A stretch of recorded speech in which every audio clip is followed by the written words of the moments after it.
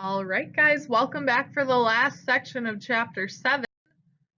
Today, we're going to talk about how firms might try and increase their market power. We'll talk about some government market practices that the government regulates or bans, and then we'll talk about what deregulation is and how does it affect certain industries. So just a few vocab terms for this section. This section is relatively short. So we have predatory pricing, which is selling a product below cost for a short period of time to drive competitors out of the market. So basically, as a business, you decide I am going to lose some money for the short term and see if I can drop the market price low enough to kick out my competitors. And then I can increase the price once I get more market power, right? Trust laws, I mentioned that term briefly in the last section of notes, are laws that encourage competition in the marketplace. A trust is an illegal grouping of companies that discourages competition.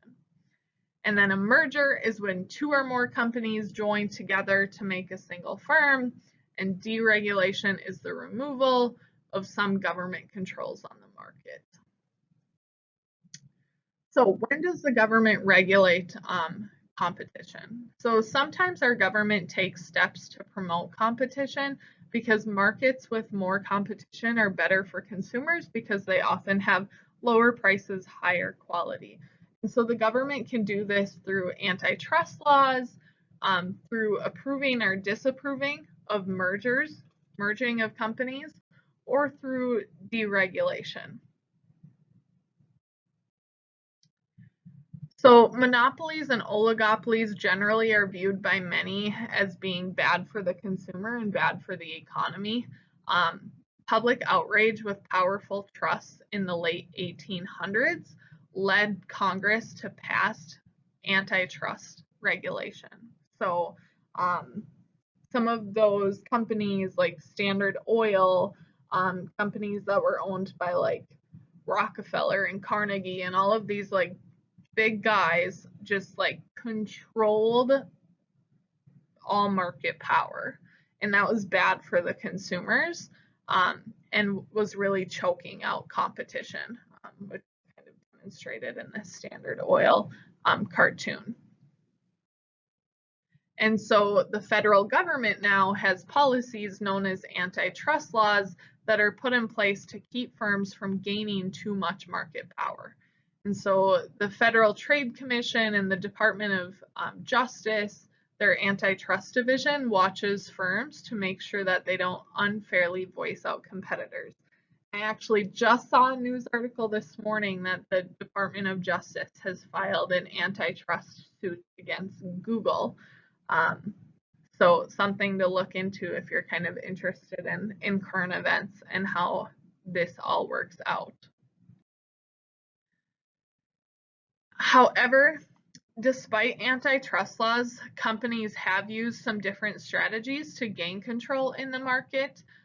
Over the past century or so, the federal government has acted to promote competition in American democracy, but some companies have kind of found a workaround for that more or less. So this is kind of just a summary of some of the key events when it comes to antitrust policy in the United States. So starting around 1900, Teddy Roosevelt becomes president, and he actually begins enforcing the 1890 Sherman Antitrust Act, which outlaws certain mergers and monopolies that are in any way restraining trade. 1911, the Supreme Court breaks up Rockefeller's Standard Oil Trust, so on and so forth, and we see the Department of Justice and the government continue to kind of take on these big companies and break them up. In 2001, there was a lawsuit with Microsoft. We'll talk a little bit about that today, but as I said, current events, the Department of Justice is still doing this, right? They're looking at Google today. Just a couple years ago, they disapproved of a merger between Walt Disney Company and Time Warner. Walt Disney wanted to buy Time Warner, but they would have owned like over 50% of the market power in media in the United States. And so the government did not approve that merger because they worried it would lead to a monopoly, more or less. All right, so the government can regulate companies that are going to try and get around antitrust laws. So in 1997, for example, the Department of Justice accused Microsoft of using its near monopoly power over the operating system market with their Windows operating system to also try and take control of the browser market. And the judge ended up ruling against Microsoft. This case was finally settled in 2002, so it played out for about 5 years. And basically they said Microsoft cannot force computer manufacturers to provide only Microsoft software on new computers. So they were saying, if you're going to use Windows, you're also going to use our browser, so on and so forth. And they were trying to really get all of their products, like if you're going to buy one of them and put them on your computer, you have to take them all, right? And that would have allowed Microsoft to get even more market power within newer technology, right? In this case, it was internet browsers were like the up and coming area in technology. The government does have the power to prevent the rise of monopolies by blocking mergers, and they can also go back and check on past mergers to make sure that those past mergers haven't led to unfair market control. They do try and predict the effects of a merger before approving it or disapproving it, but sometimes you just can't make a correct prediction. So we can see here all of the mergers that have been approved for Amazon. And so you have companies like Zappos and like Whole Foods they bought a couple years back, right? Like all these different companies that they've acquired. Like I said, the government also blocked the merger a few years back for Disney and Time Warner because they predicted that it would lead to too much market power.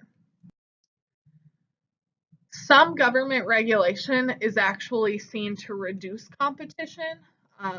And I kind of mentioned that with the airline industry in the last section of notes. Because there's so many regulations, they can be hard to meet and they can act as a barrier to entry. So sometimes the way in which the government can promote competition is actually through deregulation. So over the past several years, the government has deregulated like the trucking industry, the banking industry, the railroads, television broadcasting, natural gas, all of these different industries with the hopes that deregulating them would increase competition within the industry. All right, so how does deregulation encourage competition? I kind of mentioned on the last slide that deregulation is going to lower your barriers to entry. And so once an industry is deregulated, many new firms are likely to enter the market and therefore increase competition. When airlines were first deregulated, many new airline companies entered the market. So after 2001, airlines become heavily regulated because of 9/11 and consumer safety and all of that. And then they start to be deregulated a little bit over the course of like the next 10, 15 years. And so when they were first deregulated, a lot of new airlines entered the market. Some of those new airlines eventually failed because when so many new ones entered at the same time, there was actually too much competition and there wasn't enough consumers to be spread out amongst all of those airlines. So competition increased amongst the remaining airlines, then prices went down, but still today, many busy airports have and still have one dominant airline. All right, so that is the end of section 4. Let me know if you have questions before we quiz on chapter 7. Have a great rest of your day, guys.